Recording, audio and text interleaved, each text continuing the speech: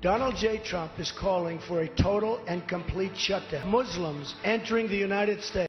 Bannon's vision of a closed America at war with Islam. More than 1,000 demonstrators took to this in Baton Rouge, where Alton Sterling was killed by police last week. Following several ICE sweeps. Public outcry by immigrant rights advocates. Hail Trump! Hail our people!